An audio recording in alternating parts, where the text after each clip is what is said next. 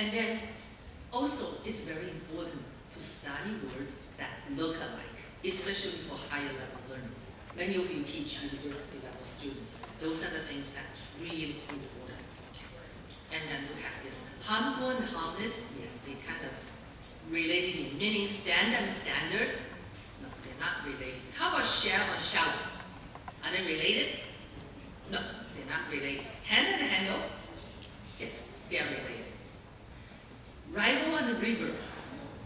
These two words, students often get confused. So you need to consciously point that out, especially for higher level students. Through and thorough. Yeah, they are not related. And so those are the pair words you really have to point it out so that they don't get confused. Generate and generous. At higher level, they get confused. Those are the things we have to teach those words that look alike. And then you can do those sentence exercises. Actually, this is from TESOL. Recently he had another book, really teaching vocabulary through contextual exercise, this kind of thing. And then you see, he uses his what? Hand to fix the handle. Kind of give them some exercise. Just give you an idea. If you have those words that look alike, how are you going to do help students differentiate the meaning is to give them some exercise like this, so that they can practice. This one, I think many of us have seen this, right? 10% we learn is what we hear. 15% is from what we see. 20% is from what we see and hear. Because I work with English teaching assistant, the young Fulbright, those young Fulbright teaching assistant. And then those are the things they kind of memorize it very well. Well, how we learn is they kind of know how to cover data, and then they remember that when we teach in the classroom. This is how much exposure, what we can do to create an opportunity so that students can automatize vocabulary learning process. Eventually, what we learn best, 90%, is what we tend to teach to others. Create an opportunity, let them teach others of those new vocabulary. That's the place where they can learn the best. Okay, let me give you some examples. The first stage that I'm going to hand out, I own that to Ray Jane, yeah, my good friend. It's the encounter. When we first see a vocabulary item, we're trying to figure out the meaning. What does that mean? So we have a word. How do you say this word? C-O-Q-U-I. Yeah, something just kind of in your own mind, okay? And then first you encounter this new word, right? That's a new word.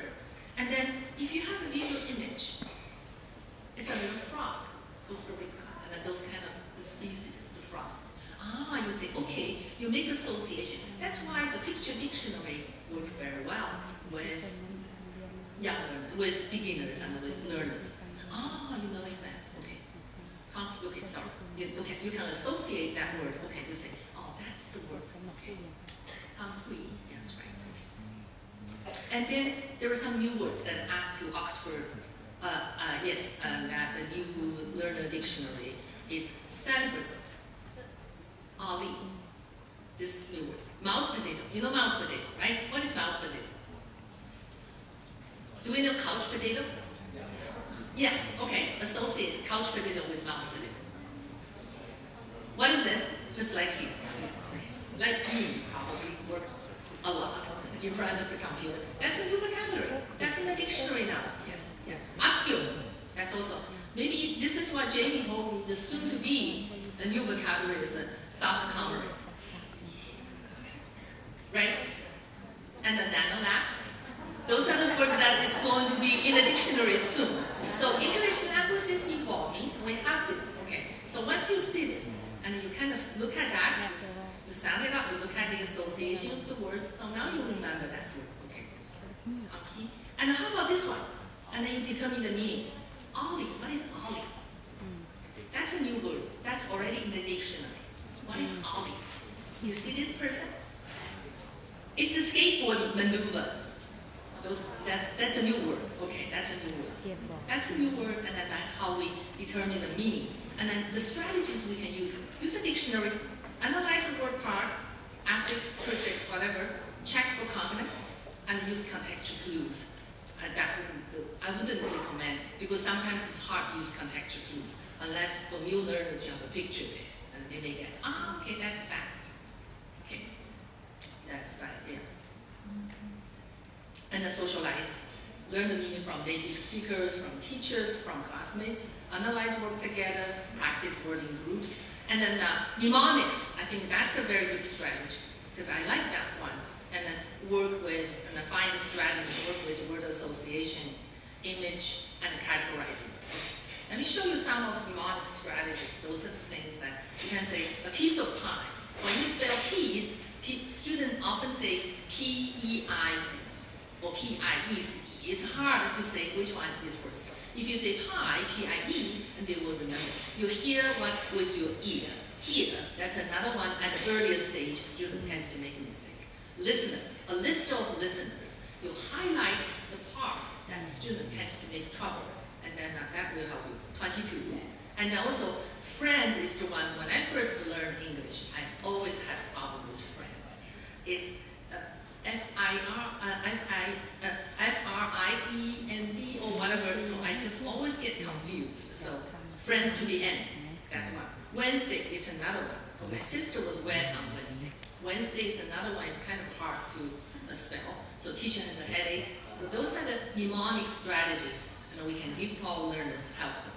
And then label words, repeat, use word list, keep a vocabulary notebook, and contextualize. Okay, it's very important to contextualize language use. I'm going to show you this example. You know, Chinese translation, right? There are a lot of funny things. Every word is correct. But if you don't know when to use what and where, you make huge mistakes like this, right? This is like what? Okay, this place is strictly forbidden to enter. Once you enter it, you will be died right here. That's right, that's the meaning. But it's a died right here is strictly forbidden. Okay, it's like, you cannot die here. It's just totally different. And then the funny translation. So that's why we need to really learn the connotation, and also the connotation, and also contextualize vocabulary, how to use words to form meaningful sentences. And also metacognitive strategies. I will learn 5 words a day. Of course, we have this systematic forgetting, but if you accumulate and you continue to pick up and learn those new words, consciously use it, you will increase your vocabulary size. And then engage in conscious learning to self-check. Okay. Coming to media, that's very important. Watch TV, listen to the radio, and then now it's like this YouTube, and then students love to watch YouTube stuff, and then they have some natural conversations and things.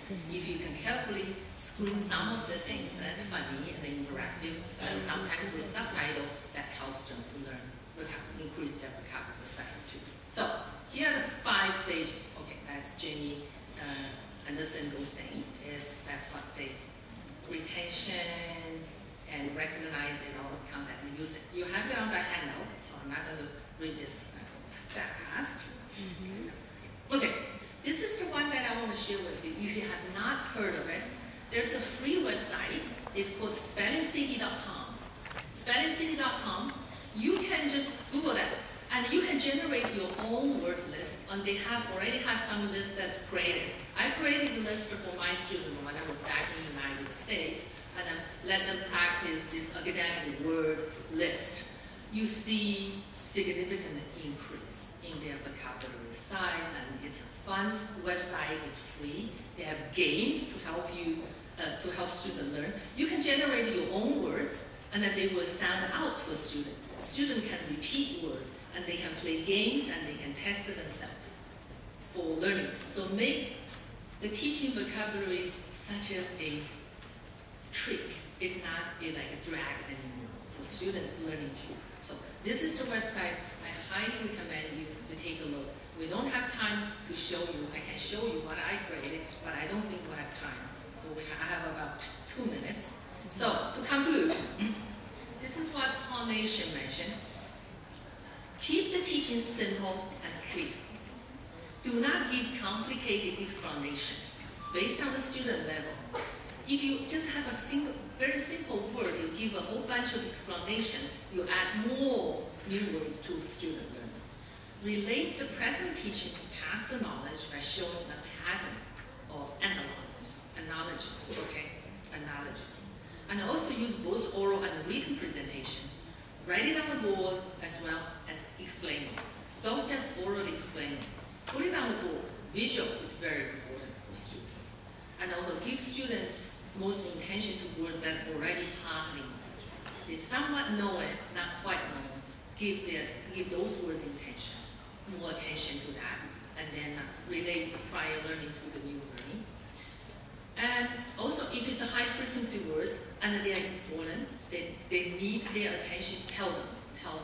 And the conscious raising is very, very important. Another thing that, especially Polynesian, is very strongly against is do not bring other unknown words or poorly known words, related words, like near synonyms or opposites or members of the same lexicon set at the beginning.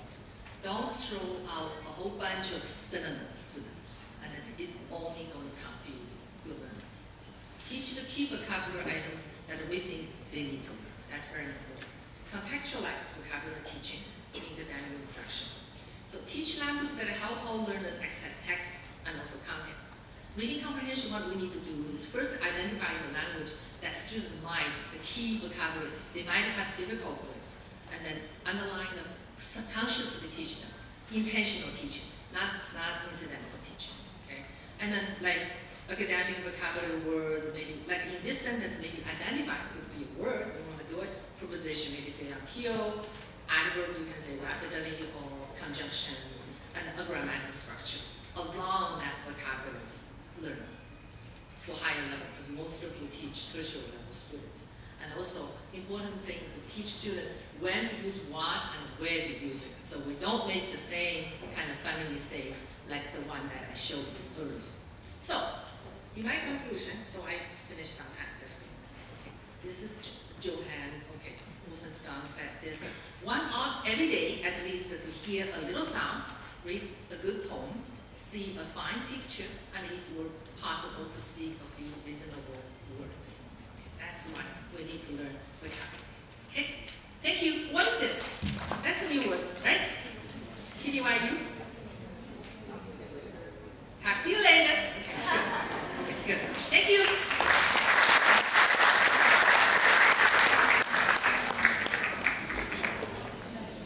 I hope that makes sense. Words, words, words. That reminds me of Shakespeare's quotation. On behalf of Thailand TESOL, I would like to present our token of appreciation to Professor Eileen Sun for sharing her words of wisdom. Thank you so much.